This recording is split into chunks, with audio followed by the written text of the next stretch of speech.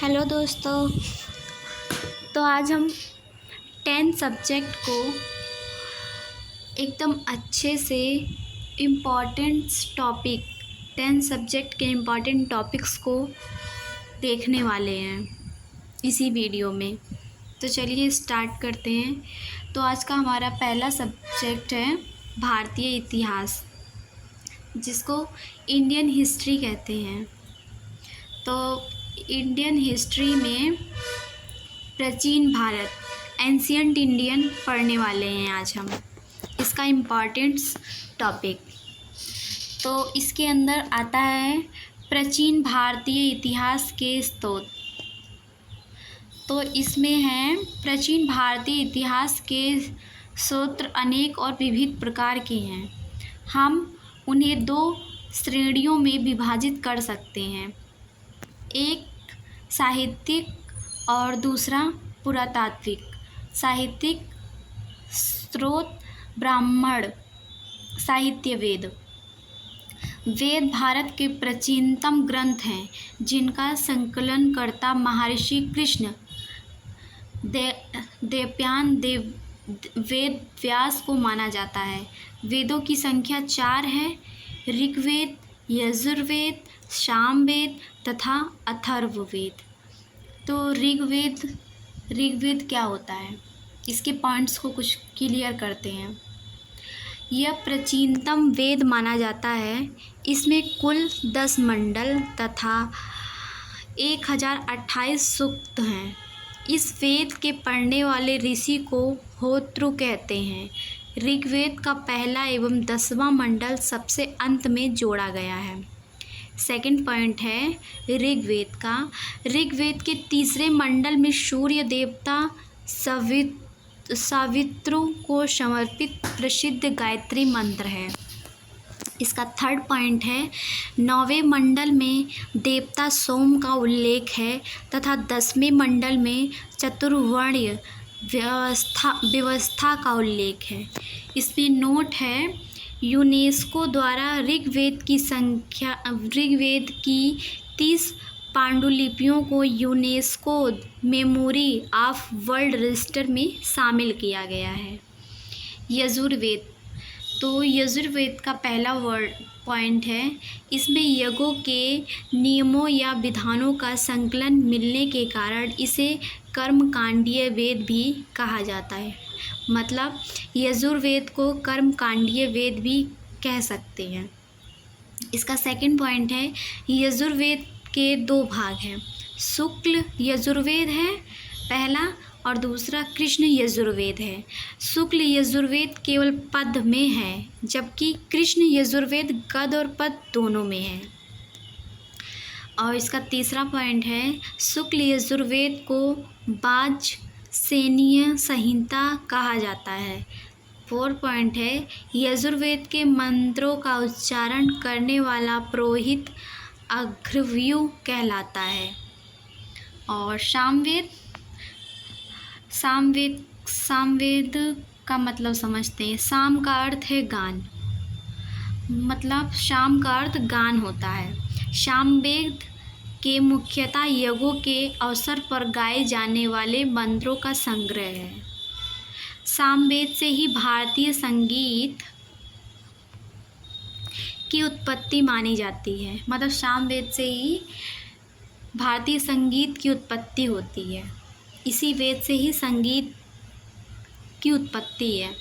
इस ग्रंथ में कुल 1875 रचनाएं हैं, जिनमें मूल रूप से 99 रचनाएं सामवेद की हैं। शेष ऋग्वेद से ली गई रचनाएं हैं। नेक्स्ट पॉइंट है सामवेद में मंत्रों को गाने वाला उद्गाता कहलाता है। और लास्ट वेद है अथर्ववेद। तो अथर्ववेद का पॉइंट पहला है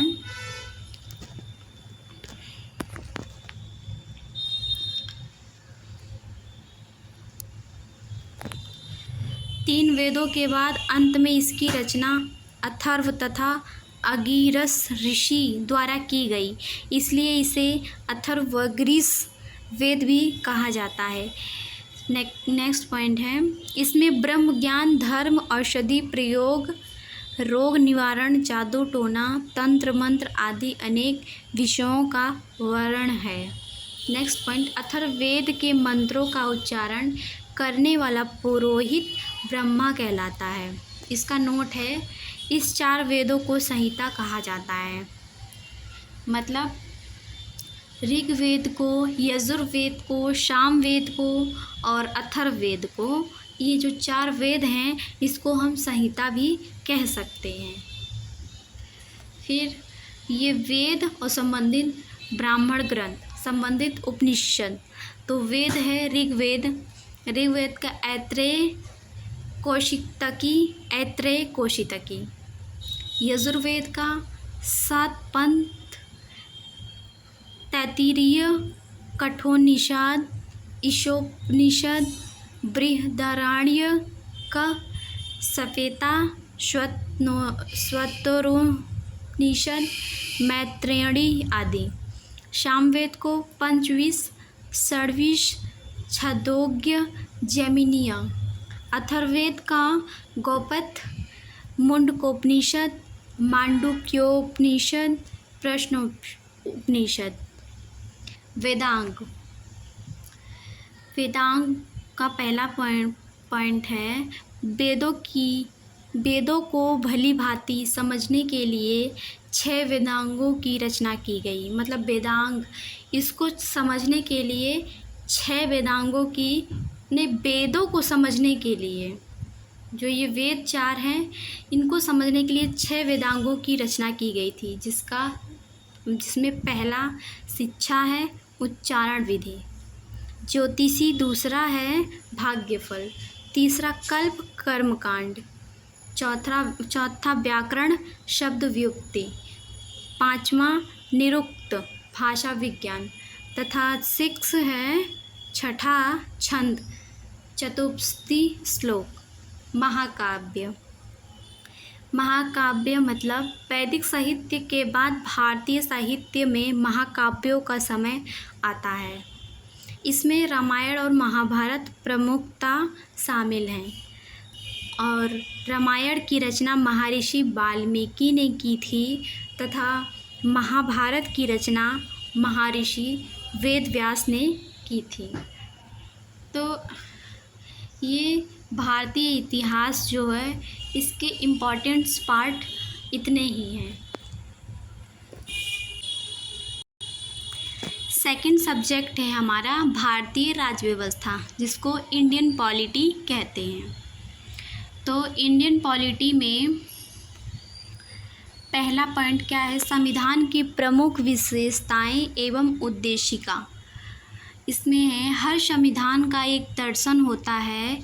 भारत के संविधान का भी एक दर्शन है जो जवाहरलाल नेहरू द्वारा प्रस्तुत उद्देश्य प्रस्ताव में निहित है।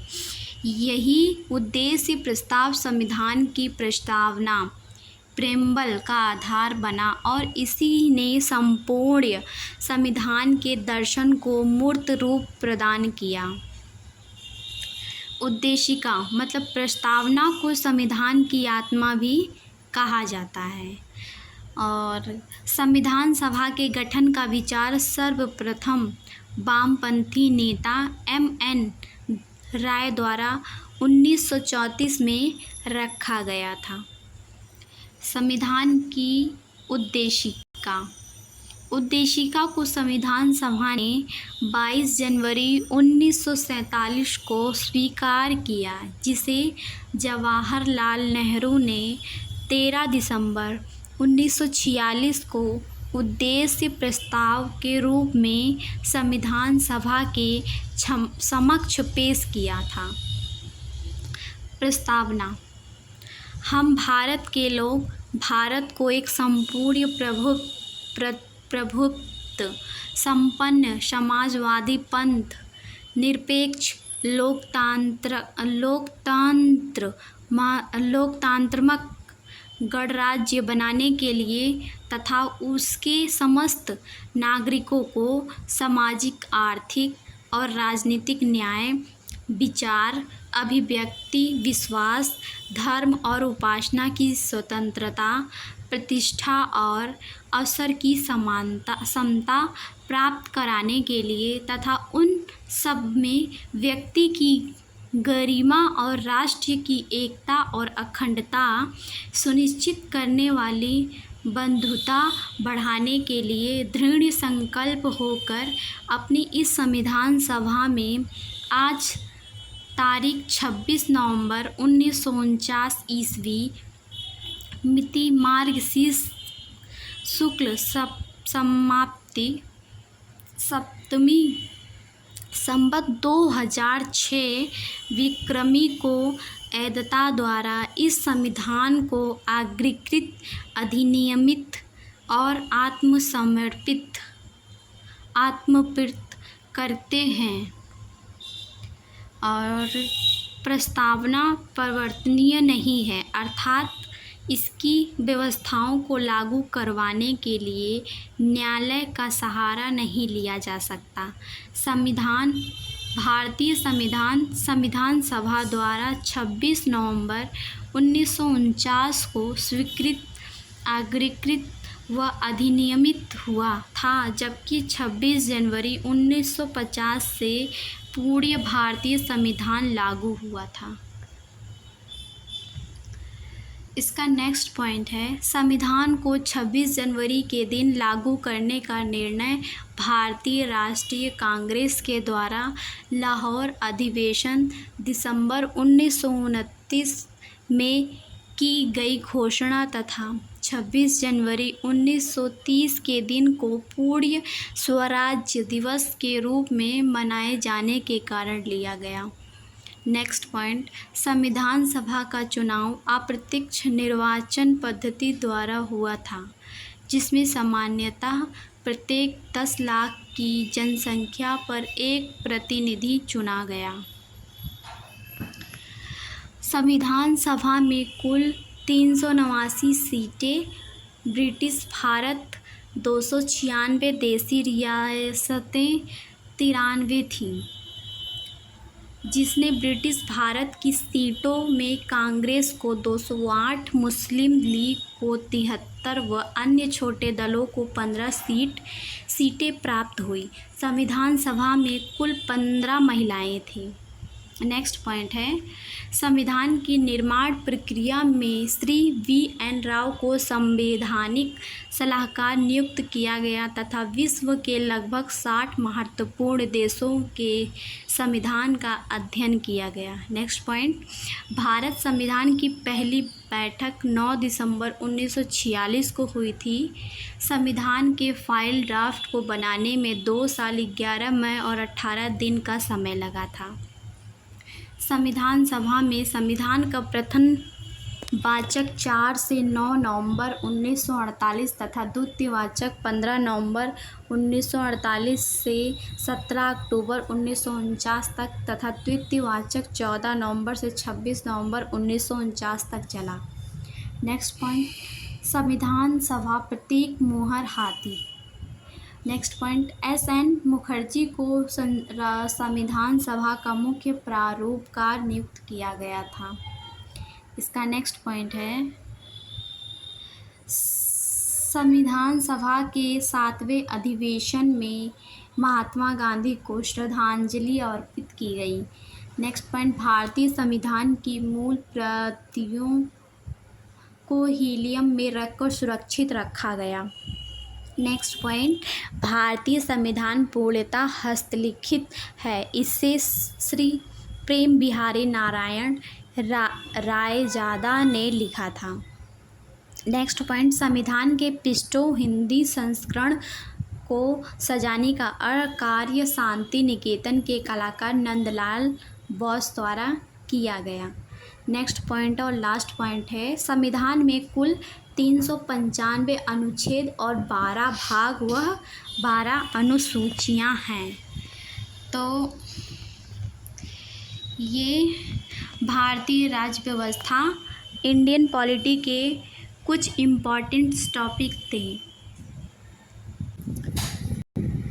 तो अब तीसरा सब्जेक्ट है भूगोल, जियोग्राफी, जिसमें विश्व भूगोल और वर्ल्ड जियोग्राफी को हम पढ़ने जा रहे हैं। तो इसका परिचय है भूगोल। एक मतलब जियोग्राफी, भूगोल जियोग्राफी को कहते हैं, एक प्राचीनतम विज्ञान है और इसकी नींव प्रारंभिक यूनानी विद्वानों के कार्यों में दिखाई पड़ती है। जियोग्राफिया शब्द का प्रथम प्रयोग यूनानी विद्वान एरिस्टोस्थानीज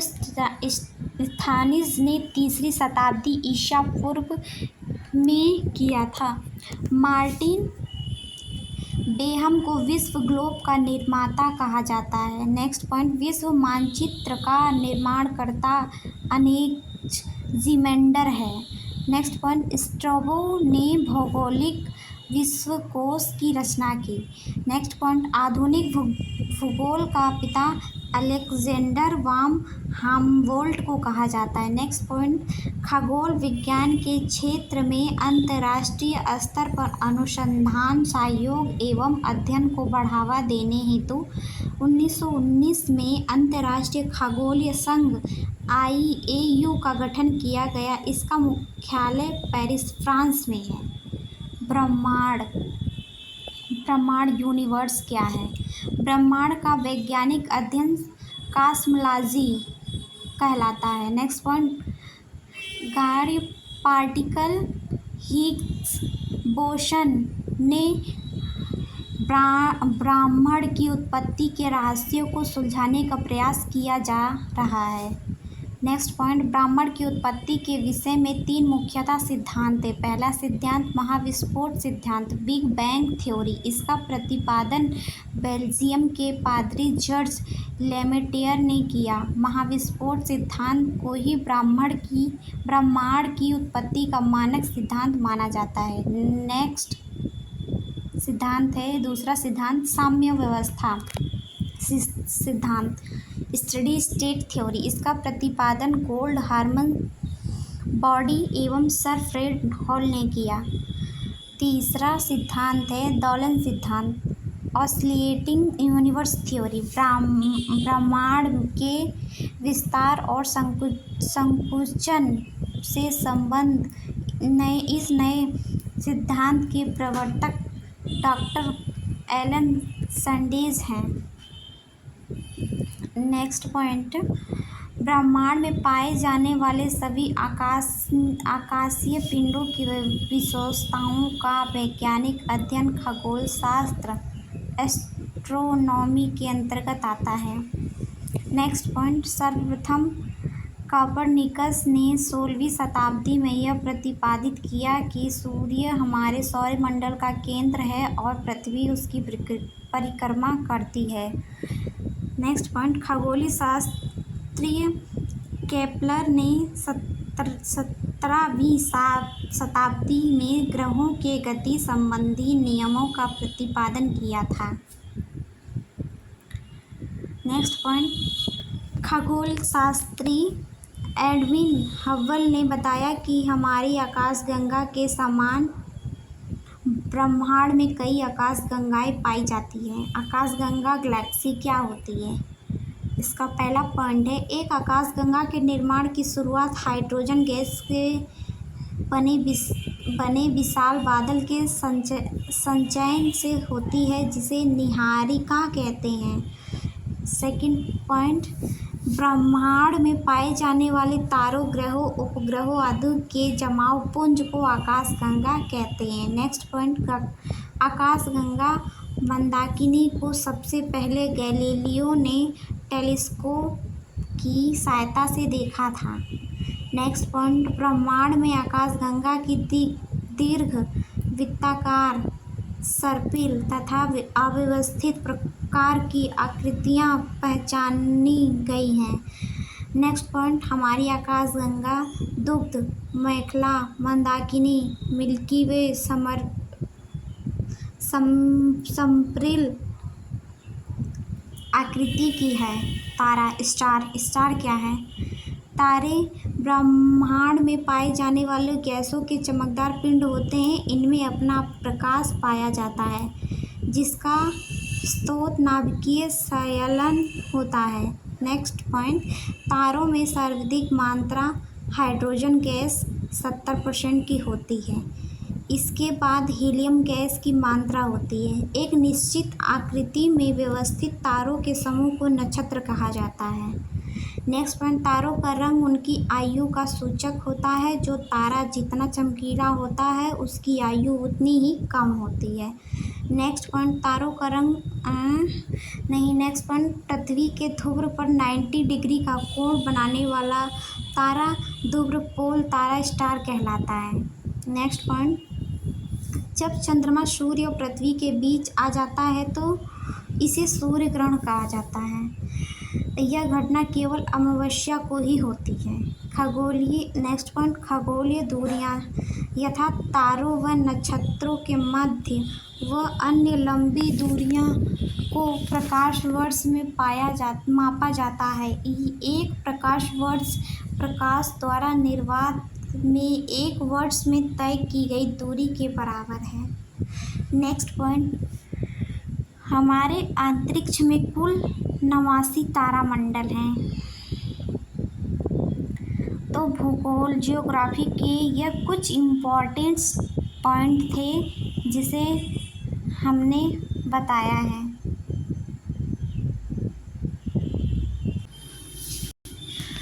तो हमारा चौथा सब्जेक्ट है भारतीय अर्थव्यवस्था, इंडियन इकोनॉमिक्स। तो अर्थशास्त्र, इकोनॉमिक्स, अर्थशास्त्र का मतलब इकोनॉमिक्स। एक विषय के रूप में अर्थशास्त्र के अंतर्गत ये अध्ययन किया जाता है कि व्यक्ति, समाज और सरकार द्वारा किस तरह से अपनी प्राथमिकताओं के आधार पर संसाधनों का इस्तेमाल अपनी आवश्यकताओं की पूर्ति के लिए किया जाता है।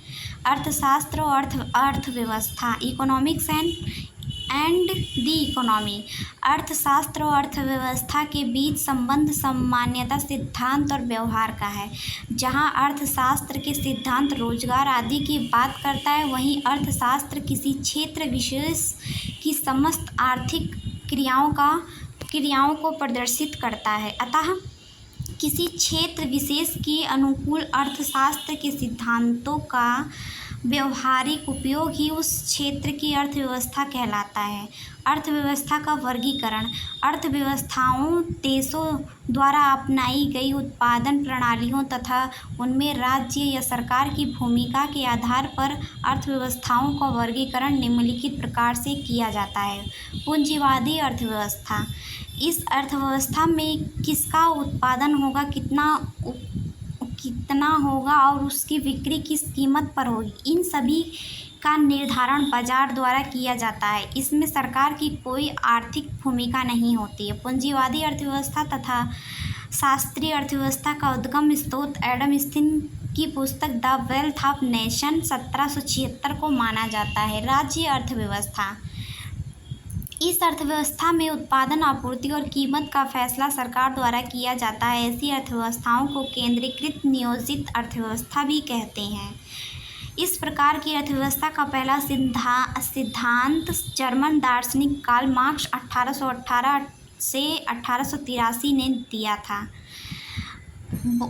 बोल्शेविक क्रांति 1917 के फलस्वरूप सोवियत संघ में राज्य अर्थव्यवस्था का विकास हुआ था, जहां इसे समाजवादी अर्थव्यवस्था भी कहते हैं। बाद में वर्षों में चीन तथा पूर्वी यूरोप के कई देशों में यह अर्थव्यवस्था प्रचलित हुई। मिश्रित अर्थव्यवस्था, इसमें कुछ आधारभूत और महत्वपूर्ण क्षेत्रों की आर्थिक जिम्मेदारी सरकार की होती है तथा बाकी आर्थिक गतिविधियां निजी क्षेत्र के लिए छोड़ दी जाती हैं। अतः मिश्रित अर्थव्यवस्था में राज्य अर्थव्यवस्था तथा पूंजीवादी अर्थव्यवस्था दोनों के लक्षण विद्यमान रहते हैं। मतलब हमारा जो भारत है इसमें मिश्रित अर्थव्यवस्था है। जॉन मैनार्ड केस ने अपनी पुस्तक the general theory of employment interest and money 1936 में सुझाव दिया कि पूंजीवादी अर्थव्यवस्था द्वारा समाजवादी अर्थव्यवस्था को अपने में समाहित करना चाहिए। ऐसी ही सलाह 1950 के दशक में ऑस्कर लाज ने समाजवादी अर्थव्यवस्थाओं को दिया था। उनके अनुसार समाजवादी अर्थव्यवस्थाओं को पूंजीवादी अर्थव्यवस्था के अच्छे तत्वों को अपने में समाहित करना चाहिए। भारत सार्वजनिक तथा निजी क्षेत्र में असह अस्तित्व के कारण एक मिश्रित अर्थव्यवस्था वाला देश बना। मतलब भारत अपना मिश्रित अर्थव्यवस्था वाला देश है। अर्थव्यवस्था के क्षेत्र, अर्थव्यवस्था की आर्थिक गतिविधियों के आधार पर इसे निम्नलिखित 3 श्रेणियों में बांटा गया, जिन्हें अर्थव्यवस्था के क्षेत्र या घटक क्षेत्रक कहते हैं। प्राथमिक क्षेत्र क्या होता है? वह क्षेत्र जहाँ प्राकृतिक संसाधनों को कच्चे तौर पर प्राप्त किया जाता है, जैसे कृषि कार्य, उत्खनन, पशुपालन, मछली पालन इत्यादि। इस क्षेत्र को कृषि एवं संबद्ध गतिविधियों भी कहा जाता है। द्वितीयक क्षेत्र वह क्षेत्र जो प्राथमिक क्षेत्र के उत्पादनों को अपनी गतिविधियों के कच्चे माल के रूप में उपयोग करता है, द्वितीयक क्षेत्र कहलाता है। इस क्षेत्र में विनिर्माण कार्य होता है, जिस कारण इसे औद्योगिक क्षेत्र भी कहा जाता है। लौह और इस्पात उद्योग, वाहन उद्योग, वस्त्र उद्योग, फर्नीचर उद्योग इत्यादि इसके अंतर्गत आते हैं। इसमें कुशल श्रमिक और वाइट कलर जॉब तथा उत्पादन में प्रत्यक्ष रूप से संलग्न श्रमिक को ब्लू कलर जॉब वर्ग नाम से संबोधित किया जाता है। तो भारतीय अर्थव्यवस्था में यह कुछ इम्पॉर्टेंट पॉइंट्स थे। तो अब चलते हैं नेक्स्ट सब्जेक्ट पे। तो ये है 5वां सब्जेक्ट सामान्य विज्ञान, जनरल साइंस, जिसमें हम भौतिक फिजिक्स को पढ़ने वाले हैं। तो आइए जानते हैं क्या होता है भौतिक फिजिक्स। भौतिक विज्ञान की वह शाखा जिसमें द्रव्य, ऊर्जा तथा उनकी अन्योन्य क्रियाओं का अध्ययन किया जाता है, उसे भौतिक कहते हैं। मतलब भौतिक विज्ञान उसे ही कहते हैं। मापन, मेजरमेंट, किसी भौतिक राशि का मापन एक निश्चित आधारभूत एवं मान्यता प्राप्त संदर्भ मानक से राशि की तुलना करना है तथा इस संदर्भ मानक को मानक कहते हैं, मात्रक कहते हैं। दैनिक जीवन में भौतिक राशियों की संख्या अत्यधिक है, फिर भी इसके मापन के लिए मात्रकों की सीमित संख्या ही आवश्यक है, क्योंकि ये राशियाँ परस्पर अंतर्संबंधित होती हैं। मूल राशियों को व्यक्त करने के लिए प्रत्येक मात्रकों को मूल मात्रक कहते हैं। मूल मात्रकों के संयोजन से प्राप्त व्युत्पन्न राशियों के मात्रक को व्युत्पन्न मात्रक कहते हैं। वर्तमान में अंतर्राष्ट्रीय स्तर पर मान्य प्रणाली सिस्टम इंटरनेशनल यूनिट्स है, जिसे संकेतक्षर में एसआई लिखा जाता है। एसआई में 7 मूल मात्रक हैं। एसआई से पूर्व 3 प्रणालियाँ मापन के लिए उपयोग में लाई जाती है। पहली प्रणाली सीजीएस प्रणाली में सेंटीमीटर ग्राम सेकंड, और दूसरी प्रणाली एफपीएस प्रणाली में फुट पाउंड सेकंड, और तीसरी प्रणाली में एमकेएस प्रणाली में मीटर किलोग्राम सेकंड है। मूल राशि मात्रक प्रतीक, लंबाई मीटर एम, द्रव्यमान किलोग्राम केजी, समय सेकंड एस, विद्युत धारा एम्पियर ए, ऊष्मा गति ताप केल्विन के, पदार्थ की मात्रा मोल, ज्योति तीव्रता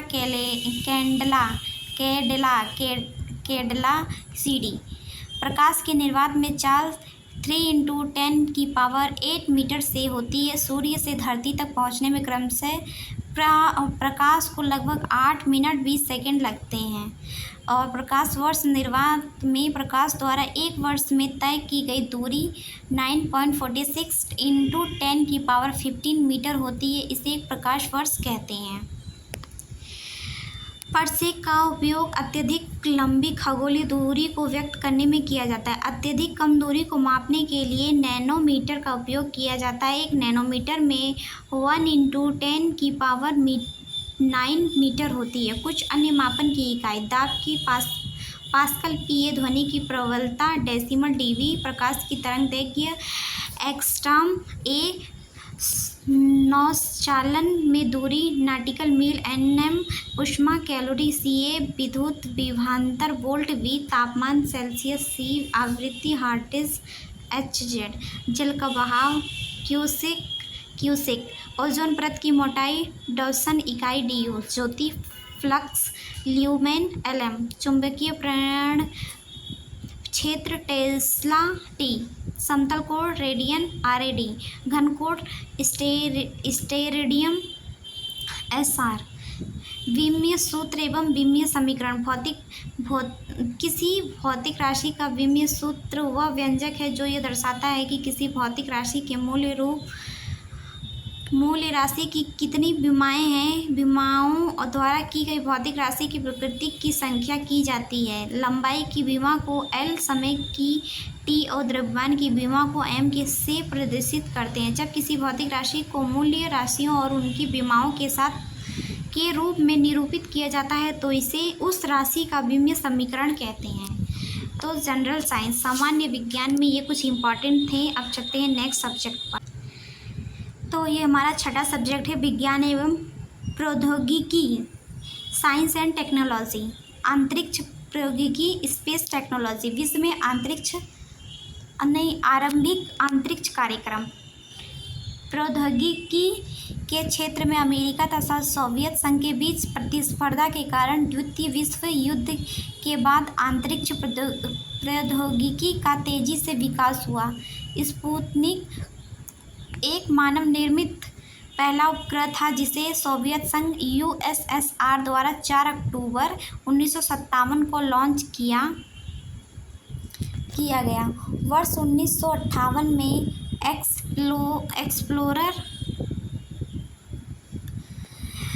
एक्सप्लोरर एक पृथ्वी की कक्षा में प्रवेश करने वाला पहला अमेरिकी उपग्रह था। पृथ्वी की कक्षा में जाने वाले पहले व्यक्ति यूरी गागरिन थे, जिन्होंने 12 अप्रैल 1961 को पृथ्वी की कक्षा में प्रवेश किया और स्पेस में 108 मिनट व्यतीत किए। 20 जुलाई 1969 को अपोलो 11 के अंतरिक्ष यात्री नील आर्मस्ट्रॉन्ग चंद्रमा की सतह पर कदम रखने वाले प्रथम व्यक्ति बने। सैल्यूट एक सोवियत संघ द्वारा वर्ष 1971 में लॉन्च किया गया पहला स्पेस स्टेशन था। अप्रैल 1981 में पहला स्पेस शटल कोलंबिया या STS-1 नासा द्वारा लॉन्च किया गया, जो पुनः उपयोग किया जा सकता है। 20 फरवरी 1986 को रूस ने मिर स्पेस स्टेशन का कोर मॉड्यूल लॉन्च किया, जिसका निर्माण अगले 10 वर्षों में पूर्ण कर लिया गया। इंटरनेशनल स्पेस स्टेशन ISS का निर्माण कार्य 1958 में शुरू हुआ। यह USA की नासा, रूस की रॉकस्मास, जापान की JAXA, यूरोप ESA तथा कनाडा की CSA की एक संयुक्त परियोजना है। भारत का अंतरिक्ष कार्यक्रम वर्ष 1954 में गठित परमाणु ऊर्जा विभाग की देखरेख में वर्ष 1962 में भारतीय राष्ट्रीय अंतरिक्ष अनुसंधान समिति का गठन किया गया। केरल में Thumba equatorial rocket launching station स्थापित किया गया। नवंबर 1963 में देश में पहला surrounding rocket Nike Apache Thumba राइट प्रक्षेपण स्थल से प्रक्षेपित किया गया। वर्ष 1969 में भारतीय अंतरिक्ष अनुसंधान संगठन ISRO की स्थापना की गई। मतलब ISRO की स्थापना 1969 में हुई थी। वर्ष 1972 में अंतरिक्ष आयोग तथा अंतरिक्ष विज्ञान विभाग गठित कर ISRO को अंतरिक्ष विज्ञान विभाग के अधीन कर दिया गया। तिरुवनंतपुरम स्थित सेंट मेरी मैक्डेलेन चर्च भारतीय अंतरिक्ष कार्यक्रम के आरंभिक दिनों में मुख्य ऑफिस था। तो ये चार्ट है, आप इसको समझ सकते हैं वीडियो को थोड़ा पॉज करके। तो अंतरिक्ष विभाग, स्पेस डिपार्टमेंट, इसका मुख्य उद्देश्य अंतरिक्ष विज्ञान के अनुसंधान और ग्रहिक अन्वेषण को जारी रखते हुए राष्ट्र के विकास में अंतरिक्ष प्रौद्योगिकी को लगातार उन्नत बनाना है। अंतरिक्ष विभाग ISRO तथा अन्य संस्थाओं के माध्यम से इन उद्देश्यों की प्राप्ति हेतु कार्य करता है। और अंतरिक्ष विभाग की प्रमुख एजेंसियां और उद्देश्य: भौतिक अनुसंधान प्रयोगशाला PRL अहमदाबाद गुजरात, का उद्देश्य क्या है? प्रायोगिक एवं सैद्धांतिक भौतिक विज्ञान, खगोल विज्ञान, पृथ्वी, अन्य ग्रहों तथा वायुमंडल विज्ञान के क्षेत्र में बुनियादी अनुसंधान के संलग्न स्थान। सेमीकंडक्टर प्रयोगशाला SCL, Mohali, Punjab. Micro electronics के क्षेत्र में आत्मनिर्भरता प्राप्त करने हेतु प्रयासरत संस्थान। तो विज्ञान एवं प्रौद्योगिकी मतलब साइंस एंड टेक्नोलॉजी का ये कुछ इम्पॉर्टेंट्स थे। अब नेक्स्ट सब्जेक्ट पे चलते हैं। तो ये सब्जेक्ट है हमारा कंप्यूटर, जिसका बेसिक नॉलेज हम इसमें इस वीडियो में देते हैं कंप्यूटर सब्जेक्ट के अंदर। तो कंप्यूटर एक ऐसा इलेक्ट्रॉनिक उपकरण है जो इनपुट के रूप में डाटा ग्रहण करता है और इसे प्रोसेस करके समर्थ अर्थपूर्ण सूचनाओं के रूप में प्रदर्शित करता है, मतलब आउटपुट देता है। कार्य क्या है? Function. Data input, data processing, data संचय तथा डाटा निर्गम का कार्य कंप्यूटर द्वारा किया जाता है। मतलब इनपुट लेता है, फिर प्रोसेसिंग करके आउटपुट देता है। स्टोरेज करता है। फिर कंप्यूटर सिस्टम यह उपकरण का समूह है जो कंप्यूटर के सुचारू संचालन के लिए आपस में जुड़े जाते हैं। कंप्यूटर सिस्टम के मुख्य अवयव। इनपुट यूनिट, यह उपयोगकर्ताओं को प्रोसेसिंग के लिए डाटा या सूचना को प्रोसेसिंग यूनिट को प्रदान करने में सक्षम बनाता है। प्रोसेसिंग यूनिट, इनपुट यूनिट से प्राप्त डाटा को उपयोगी सूचना में परिवर्तित करता है। आउटपुट यूनिट, यह प्रोसेस डाटा उपयोगकर्ता को उपलब्ध कराता है। स्टोरेज यूनिट, यह डाटा प्रोग्राम तथा सूचनाओं को स्टोर करता है। ये जो इनपुट प्रोसेसिंग आउटपुट स्टोरेज है, इसी को यहाँ पे एक्सप्लेन कर रखा है, तो आप इसको अच्छे से समझ सकते हैं। कंप्यूटर से संबंधित शब्द। डाटा, तो डाटा तो अव्यवस्थित आंकड़ा या तथ्य डाटा कहलाता है। जब डाटा केवल अंकों में होता है तब ये संख्यात्मक न्यूमेरिक डाटा तथा जब अक्षरों तथा चिन्हों के रूप में होता है तब ये अल्फा न्यूमेरिक डाटा कहलाता है। सूचना, इंफॉर्मेशन, या प्रोसेसिंग के बाद व्यवस्थित उपयोगी डाटा होता है। निर्देश, इंस्ट्रक्शन, उपयोगकर्ता द्वारा कंप्यूटर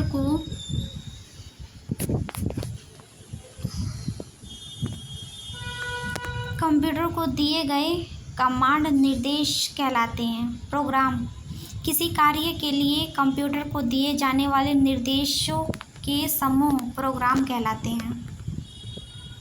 कंप्यूटर का विकास, एवोल्यूशन ऑफ कंप्यूटर। वर्ष 1942 प्रथम गणना करने वाली मशीन पास्कल का विकास फ्रांसीसी वैज्ञानिक ब्लेस पास्कल द्वारा किया गया।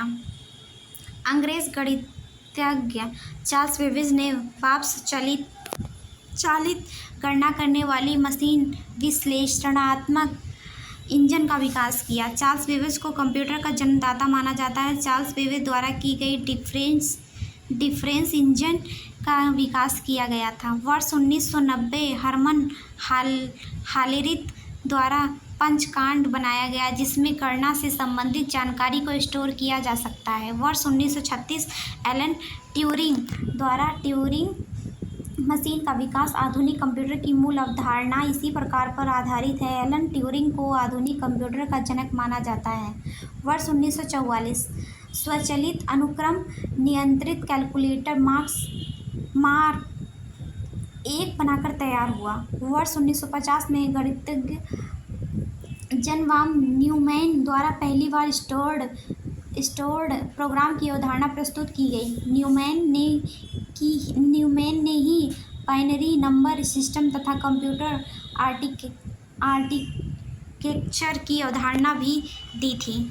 वर्ष 1946 electronic numerical integrator and calculator मतलब ENIAC का निर्माण हुआ। यह पहला इलेक्ट्रॉनिक कंप्यूटर था जो सामान्य उद्देश्यों हेतु प्रयोग किया गया। वर्ष 1947 वेल्ट लैबोरेटरी द्वारा ट्रांजिस्टर का आविष्कार किया गया। इसमें कंप्यूटर में लगने वाले वैक्यूम ट्यूब को प्रतिस्थापित किया। वर्ष 1950 UNIVAC फर्स्ट मतलब यूनिवर्सल ऑटोमेटिक कंप्यूटर का निर्माण पूरा हुआ। इसे एक केंट मैचुली कंप्यूटर कॉरपोरेशन द्वारा डिज़ाइन किया गया था। यह पहला वाणिज्यिक कमर्शियल कंप्यूटर था। इसका उपयोग यूएस प्रेसिडेंस इलेक्शन परिणामों के पूर्वानुमान तथा जनगणना में किया गया था। वर्ष 1950 के दशक में फोर्ट्रेन भाषा का विकास हुआ। वर्ष 1998 में जैक किल्बी तथा रॉबर्ट नायस ने इंटीग्रेटेड सर्किट या कंप्यूटर चिप का आविष्कार किया। इंटीग्रेटेड सर्किट सिलिकॉन का बना हुआ ट्रांजिस्टर का समूह होता है। विलियम इंग्लिश ने पहले माउस का प्रोटोटाइप तैयार किया। तो कंप्यूटर का ये कुछ इम्पोर्टेंट्स थे। तो आते हैं हम नेक्स्ट सब्जेक्ट में।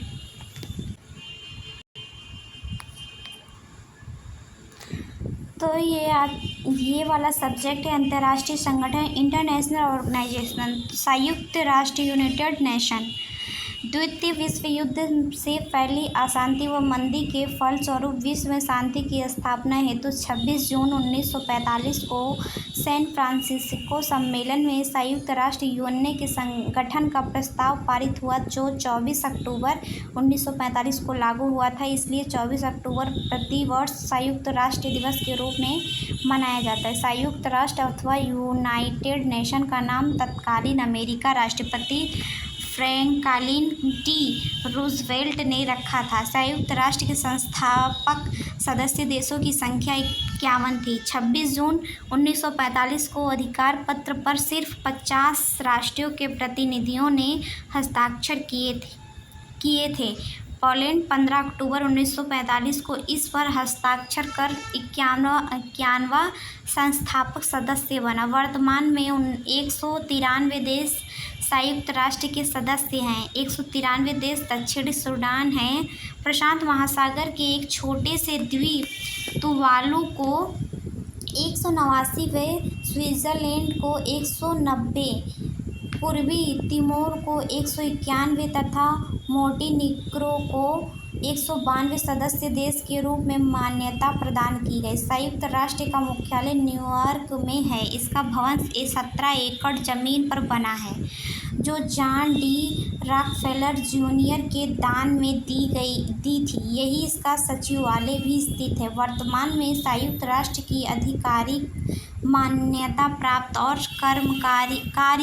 कार्यकारी भाषाएं अंग्रेजी, फ्रेंच, चीनी, अरबी, रूसी तथा स्पेनिश है, किंतु शुरुआत में इसकी कार्यकारी भाषाएं सिर्फ अंग्रेजी और फ्रेंच थीं।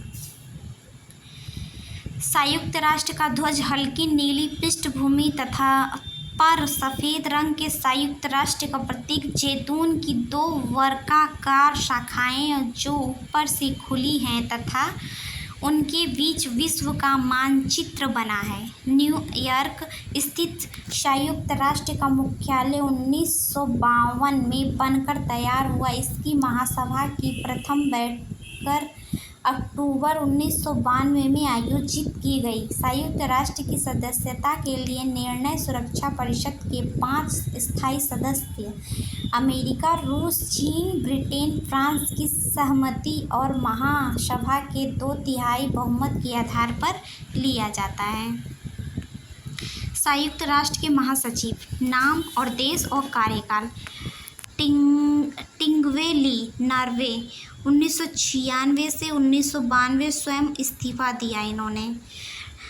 डेग हैमरशोल्ड, स्वीडन, 1953 से 1961 हवाई दुर्घटना में मृत्यु हो गई। यू थाट, म्यांमार, 1961 तक, 1961 से 1971। कुर्द बाल्दिहिम, ऑस्ट्रेलिया, 1972 से 1981 तक। जेवियर पेरेज, पेरू में, 1982 से 1991 तक। बुतरस घाली, मिस्र में 1992 से 1996 तक, कोफी अन्नान घाना में 1997 से 2006 तक, बान की मून दक्षिण कोरिया में जनवरी 2007 से दिसंबर 2016 तक, एंटोनियो गुटेरस पुर्तगाल में जनवरी 2017 से अब तक। तो संयुक्त राष्ट्र के 6 प्रमुख अंग: महासभा जनरल असेंबली, सुरक्षा परिषद, सिक्योरिटी काउंसिलिंग, तीसरा आर्थिक एवं सामाजिक परिषद, इकोनॉमिक्स एंड सोशल काउंसिलिंग, चौथा प्रेयांस परिषद, ट्रस्टीशिप काउंसिल, पांचवा अंतर्राष्ट्रीय न्यायालय, इंटरनेशनल कोर्ट ऑफ जस्टिस, 6 सचिवालय, सेक्रेटेरिएट। अंतर्राष्ट्रीय न्यायालय का मुख्यालय नीदरलैंड के द हेग में स्थित है, जबकि अन्य सभी अंगों के मुख्यालय न्यूयॉर्क में हैं। महासभा यह संयुक्त राष्ट्र की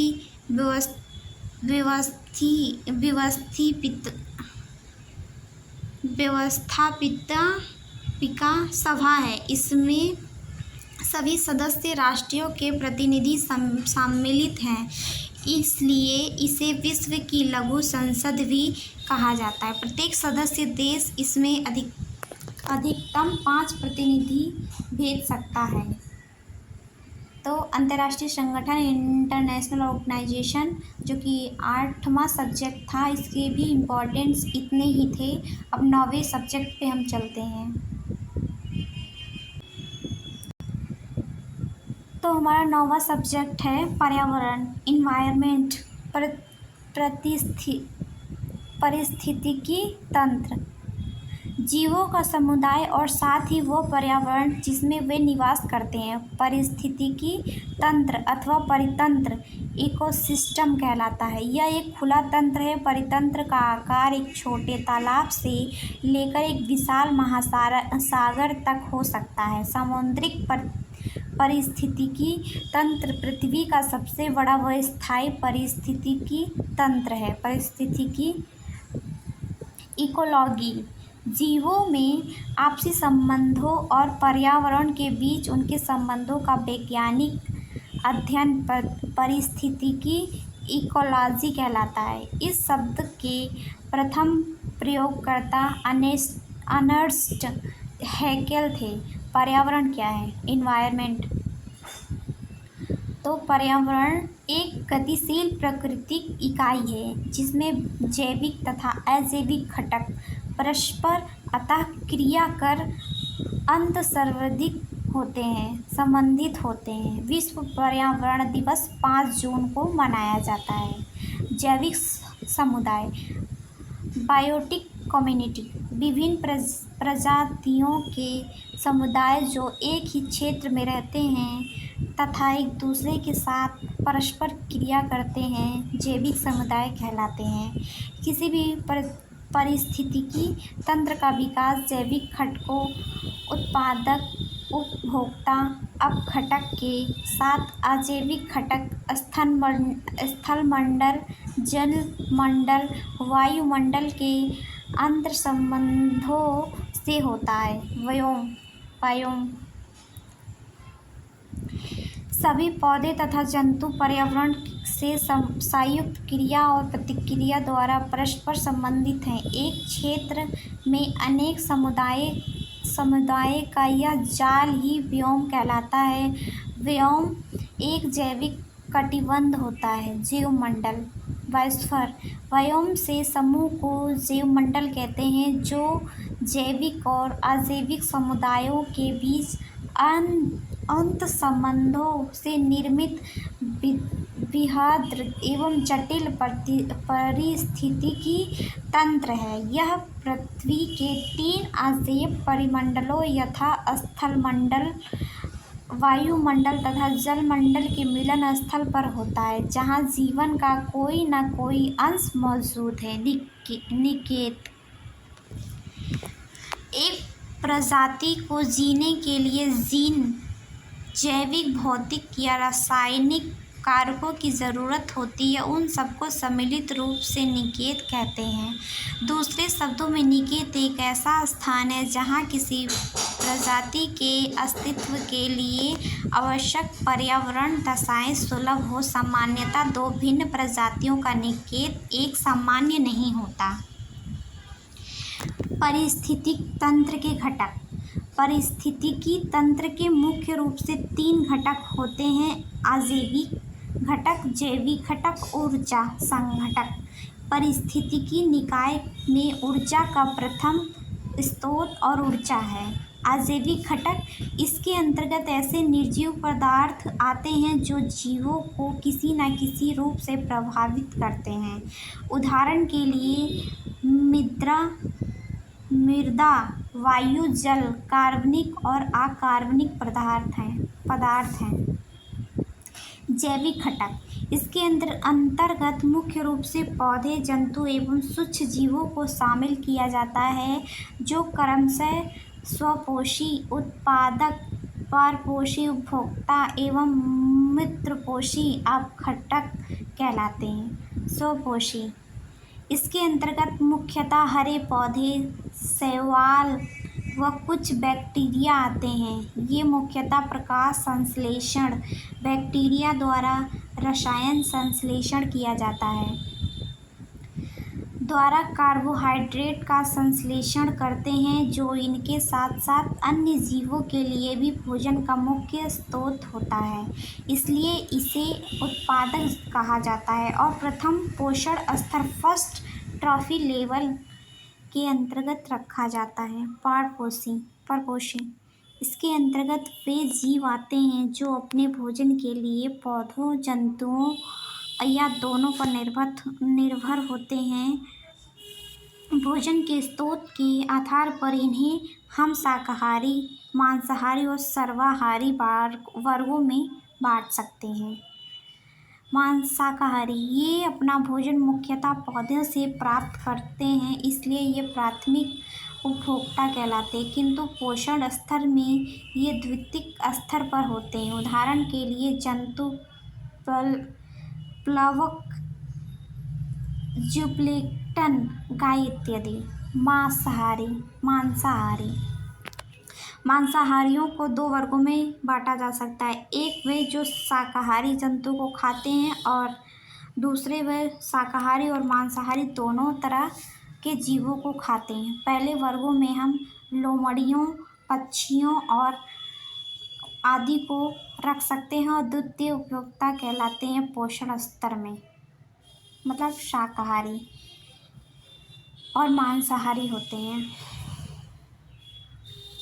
तो पर्यावरण में 9.9 सब्जेक्ट जो था पर्यावरण एनवायरनमेंट, ये भी हमारा ख़त्म हो गया है। अब बचा है लास्ट पॉइंट हमारा 10 सब्जेक्ट।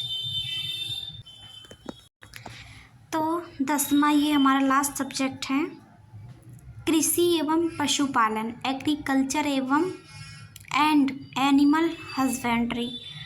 तो भारत में कृषि, भारत एक कृषि प्रधान देश है। यह कि 50% से अधिक आबादी प्रत्यक्ष या अप्रत्यक्ष रूप से कृषि से अपनी आजीविका प्राप्त करती है।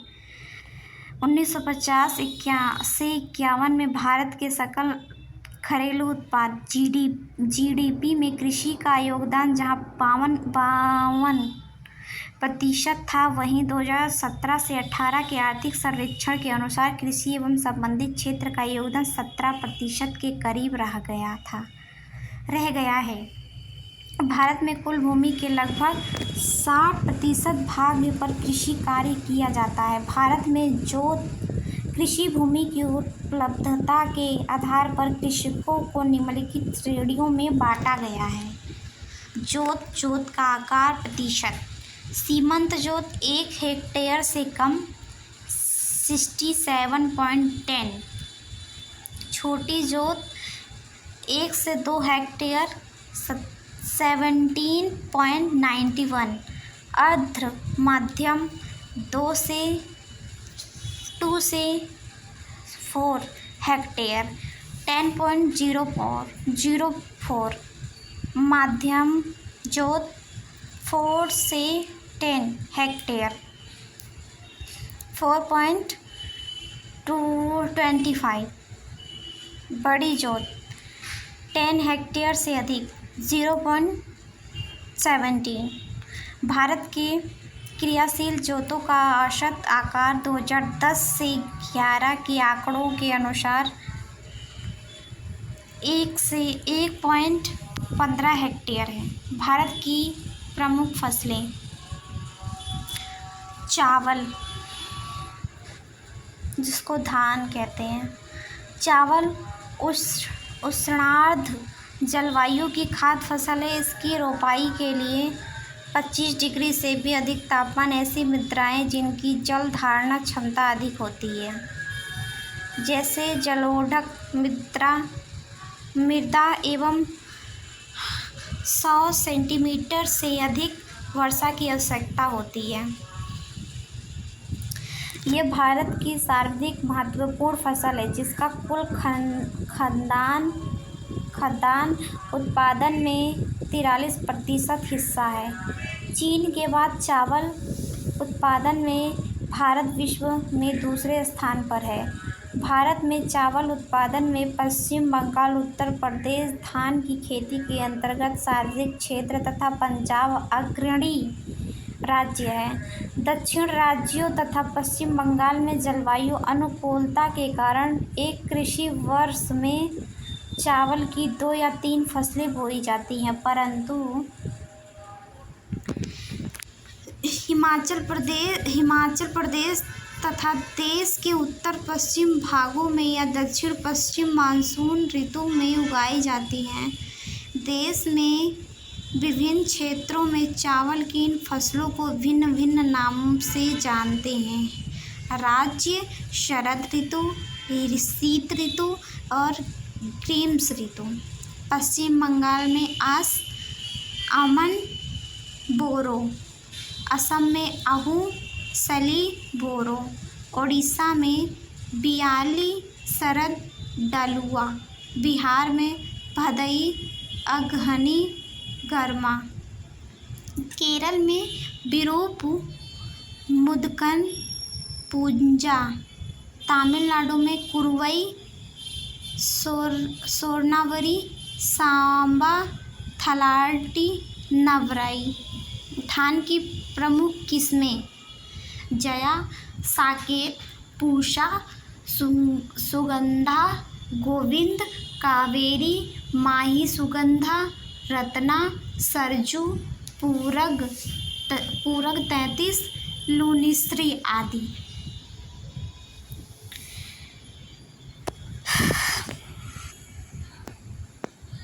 गेहूँ यह शीतोष्ण जलवायु की खाद्य फसल है। इसकी बुआई के लिए उपजाऊ बलुई मृदा 10 डिग्री से 15 डिग्री से तापमान एवं 50 सेंटीमीटर तक वार्षिक वर्षा आवश्यक है। भारत में गेहूं उत्पादन में उत्तर प्रदेश, मध्य प्रदेश तथा पंजाब अग्रणी राज्य है। विश्व में गेहूं उत्पादन में भारत चीन के बाद दूसरा स्थान है। गेहूं की प्रमुख किस्में: लरमा रोजो, सोनारा 64, मैकोरानी, BL 829, HS 420, HS 355।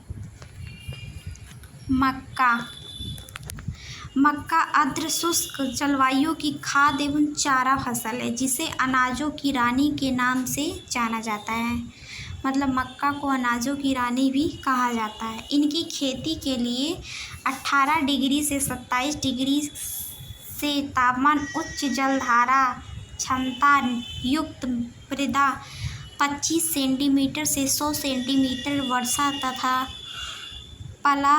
पाला रहित मौसम उपयुक्त है। यह रबी, खरीफ एवं जायद तीनों ऋतुओं की फसल है।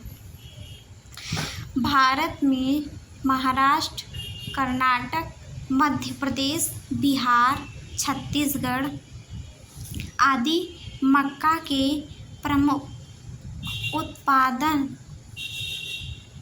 राज्य हैं। अमेरिका विश्व में सबसे बड़ा मक्का उत्पादक देश है। मतलब सबसे ज़्यादा मक्का अमेरिका में होता है।